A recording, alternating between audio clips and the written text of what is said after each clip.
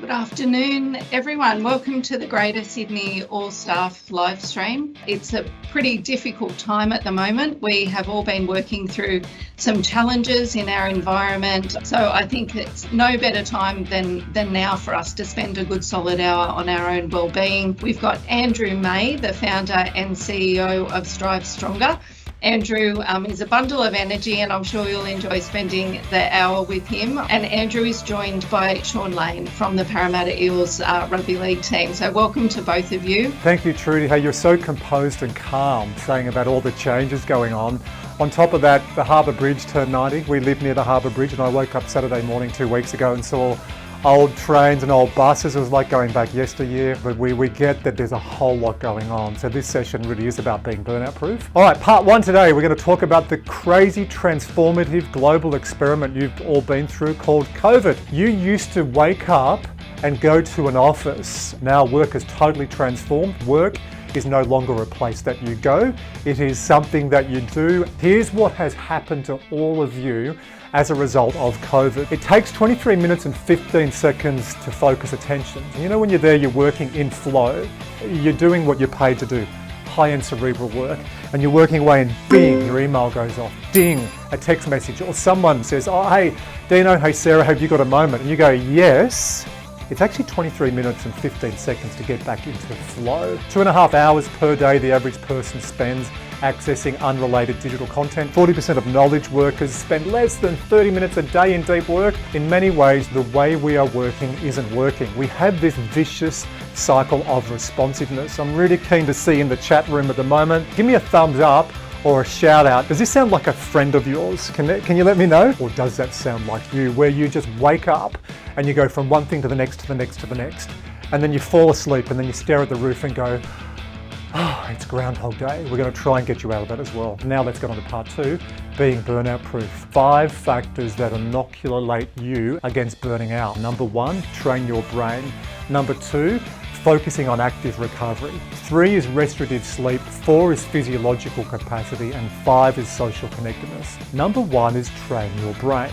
Now, this is the area that I work in elite sport.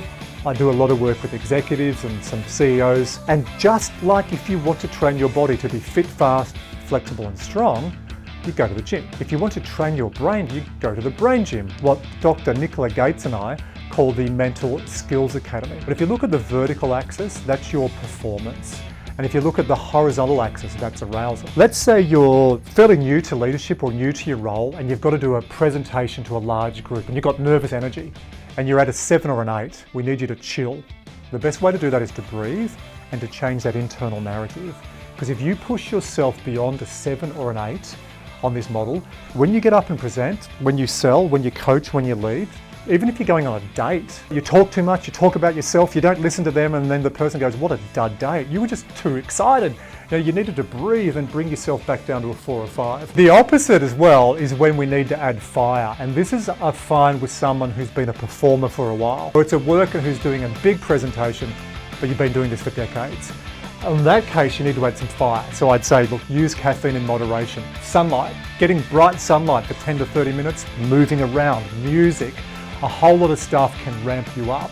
So think about what are you doing to upregulate when you're feeling a bit tired or fatigued, and what are you doing to downregulate? So Lainey, I'd love you to get up and talk about you as a case study. Good to be here presenting about being burnout proof and how some of these skills that you've learned about today that you have in the digital platform have helped me. 2016 is what really brought me a lot of challenge. I was what I would like to say burnout prone. I had a victim mentality. Anything that was going wrong in my life at this time, I tended to blame other people and had no strategies to get my mind, my thinking out of that. Fast forward to this bloke right here, 2022, Sean. I'd like to think that I've formed a growth mentality, so the things that used to cause me to go into a negative spiral, I now see these as an opportunity to grow and make myself a better person. I have seen a much better performance in my on-field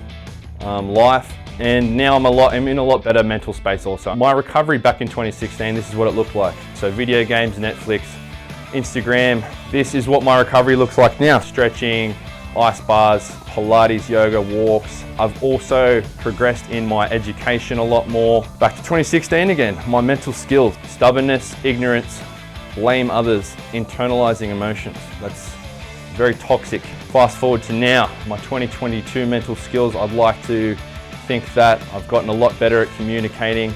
I'm able to take criticism a lot better, look at things objectively. There's a bunch of strategies here as well that I like to perform to get me in a better mental space, such as breath work. Meditation is a massive one for me. Yeah, there's a few of the other boys. Maze's been working with us now for 2 years and he's done a real good job. He's working with a lot of the boys and put me under his wing a little bit, and it's good to be here and presenting. Thank you, I'm proud of you. There's a couple of players that I do leverage, and Laney's one of them, to put the younger players under their wing because they'll listen to him on this stuff. It's great role modelling to have men and women in sport who are positive role models to the other young players coming through. Glenn Kramer has said, thanks Sean, what was the key change that led to you building better mental resilience? Glenn sees meditation, breathwork, journaling. Does one stand out over the other? 2016 I was at the Warriors, I left the Warriors, went to Manly, but I still kept facing these same issues, so I was forced to look inward.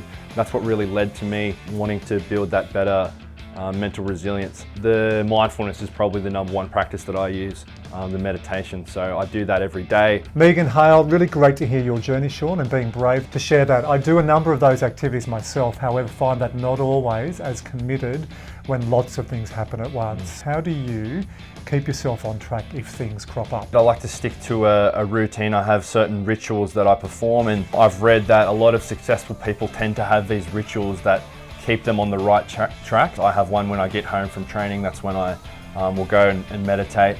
Like I said, in the morning I'll journal. These are ways that I stick to what I know helps me.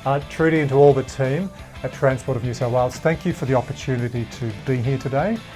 Courtney, thank you for the amazing work you've done in onboarding us. Andrew, behind the scenes as well at Transport, for all the work you've done. Laney, I've loved today, and I've loved seeing you tell your story in such an authentic way, so thank you as well. Nice, good to be here.